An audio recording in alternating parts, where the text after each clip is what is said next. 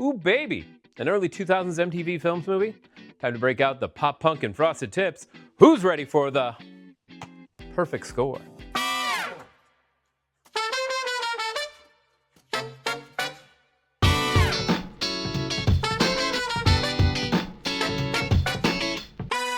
The Perfect Score is a 2004 comedy film starring Scarlett Johansson, Chris Evans, Erica Christensen, and Bryan Greenberg. Evans plays everyman high school student Kyle, who is worried about not getting a good enough score on his SATs to get into the university of his dreams. I need a 1430.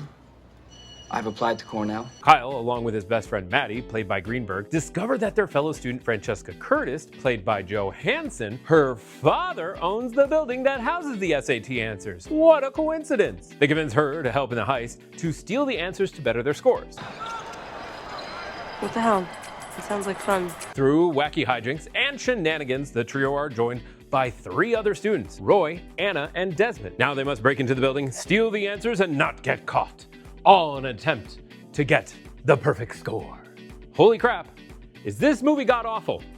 The only interesting part of this film is the initial analysis that the SATs are kind of bullshit. They present a decent argument about why one test should not determine the next several years of a person's life. During the beginning of the film, they give real scenarios in which people who are genuinely smart may just have a bad day or freeze under the pressure. It's a lot to throw at kids and makes for a harrowing experience. That is an interesting topic to talk about. That conversation lasts for like the first 10 minutes of the movie, and the rest of the flick becomes an unfocused mess with a mix of an American Pie meets Breakfast Club vibe, and boy, does it feel like a super cheap knockoff at that. It'll be like that scene in the Breakfast Club where they all get stoned and make confessions to each other. Oh, sweet. You know, the kind of cheap when you're looking for Tony the Tiger but instead get Perry the Polar Bear. This is the one and only time Judd Nelson beats Chris Evans. That's right, who thought they were getting a Judd Nelson-Chris Evans comparison? Nobody! I see you look confused and they're saying, who's Judd Nelson? I was gonna say ask your parents, but you may have to ask your grandparents. He's been around for a minute. Again, the best way to describe this movie is cheap.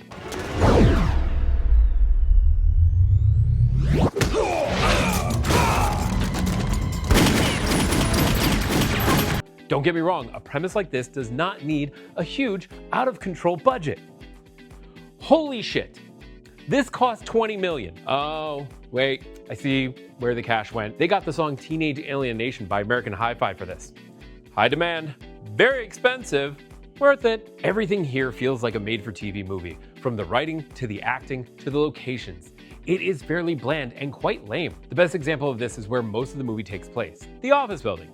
It is so boring that the only thing I remember it, for some odd reason, is it's in a very wooded area in the middle of nowhere. This is where the SATs are stored, not some cityscape, location in another state. This random, boring as hell building? The acting is not much better. I mean, Evans and Johansson are fine. No, whatever. I mean, you know, poor little rich girl thing's a little played out. Don't you think it's like the oldest story in the world, isn't it? Not if it's your story. But all I remember about them is she dresses like a punk kid. What does that say about your leading man? Nothing. And that comes back down to poor writing and character development. I mean, come on. How many times can I say the word bland in a review? I gotta break out the thesaurus. Oh yeah, Matthew Lillard's in this.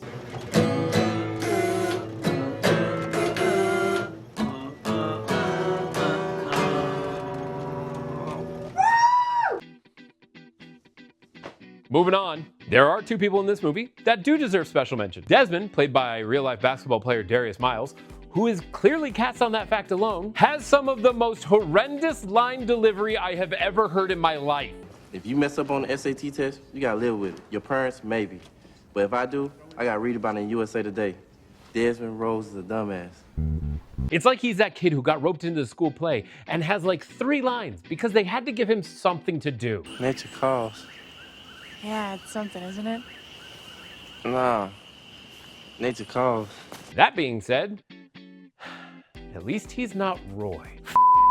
Roy. By everything that is holy, Roy is the absolute worst. To make you understand how much I hate Roy, I present to you a list of the most hated characters from movies that I have watched thus far. It's just Roy. There are no redeeming qualities about him. He is unfunny, overly gross, a moron, and straight up annoying as shit. You look like you need a pimp. Wait. He is a cliche-ridden caricature of what Hollywood thinks stoners are. There are several moments in this movie where he does or says something that made me audibly groan. Anything else I can do for you while I'm down here? I was by myself and was red in the face with embarrassment, and they made him the f***ing narrator. Hey, that's me. Any scene that he is in drags, and it made me want to turn off the movie. Congrats, Roy. You have officially won the honor of being Pody Productions' first character to receive the "You Suck" stamp of approval. As I said before, this movie has little to no redeeming qualities and takes a what could have been interesting premise and dumbs it down to the lowest common denominator. Cheap, boring, and downright offensive at times, this one is not worth your time. It's not worth anyone's time. It's getting tossed into the fire. Have you seen The Perfect Score? If you have, may God have mercy on your soul. What did you think? Tell me in the comments down below. Don't forget to like, share, and subscribe to Pody Productions. My name is Ryan. This has been Secondhand Cinema. Have a great day.